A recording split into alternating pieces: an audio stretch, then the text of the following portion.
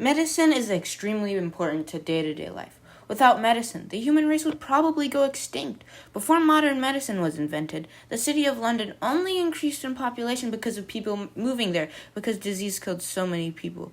Modern medicine is one of the most important parts of preventing disease. Disease is one of the most deadly things in human history. Without your immune system defending you, you would probably die in days. Diseases come in many types, some curable and some not.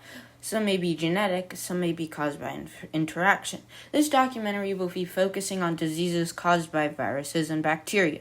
Believe it or not, a disease is not supposed to be harmful. That is why there are so many bacteria that cause the common cold, but only one virus that causes coronavirus. This is because to spread, a virus needs the host to be alive so that the cells can produce copies of the virus. Most viruses that can kill you are contracted from animals, like how coronavirus comes from bats, swine flu from pigs, rabies from cats and dogs, and parrot fever from birds. And the animal that these viruses originated from, they might be harmless, but when they are transferred to a human, they think that the human is an animal, so while it does something to the animal cell that causes no harm to the animal, when done to a human, it can cause injury and in some cases, death. One of the most deadly diseases in human history, the bubonic plague, originated from black rats and killed 1/3 of the European population. Disease has been around for as long as life that could be infected existed. One of the reasons that the Europeans beat the Native Americans was that they carried several diseases that massively shrunk and weakened the Native American population. But why was there no America pox that wiped out the Europeans? Well, as I said before, most deadly diseases are carried by animals. In Europe during this time, animals were everywhere, and people and livestock were kept in very close containment. This is like the mother lode for disease to spread. Another reason is that in early Europe, they weren't very good at separating sewage from drinking water, which causes disease like cholera. Since in the Americas, the only domesticated animal was alpacas in South America. The Native Americans didn't have any animals that could give them a deadly disease, while in Europe they had a ton of domesticatable animals and poor separation of people and animals. It was a perfect place for viruses to spread. Cholera was just a cherry on top. But how are diseases prevented? Well, with vaccines, obviously. But how do vaccines work? Well, to explain that, we need to explain how the immune system works. When a disease enters your body, either through a cut being exposed or to someone with an illness, your immune system has cells that are designed to swallow the disease and destroy it, only leaving some waste behind. There is another type of cell that collects samples of the disease and takes it to another place where it will give this cell to another type of cell, which will edit the receptors on the cell membrane to match that of the disease.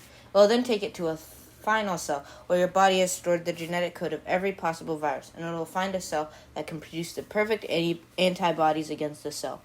These can usually kill the virus it's targeting. The best part about these cells is that they don't die. If the disease shows up again, your body can reproduce the perfect antibodies against it.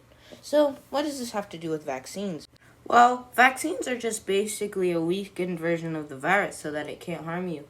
The reason that the vaccine may have side effects is because your immune system is fighting the weakened version of the virus, thinking it is the real thing.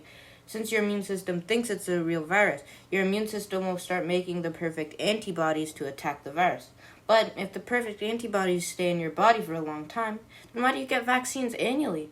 Some viruses, like the flu, mutate so rapidly that after a year, your body thinks it's a different virus, thus making you need a perfect weapon. Now I will interview Tay on what he thinks about disease. How has COVID-19 changed your view of disease? Well, before I really just thought of diseases as like the cold, the flu, nothing really too bad. And then COVID-19 came into my life, and then I realized that diseases are really bad and they can kill a lot of people, and they're worse than I thought.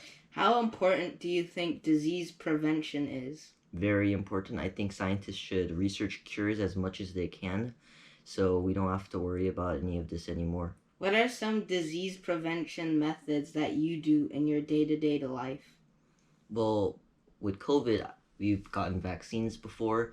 When people are sick, then you can take medicine. And because of COVID, these days people go out wearing face masks. They try to social distance, all that kind of stuff.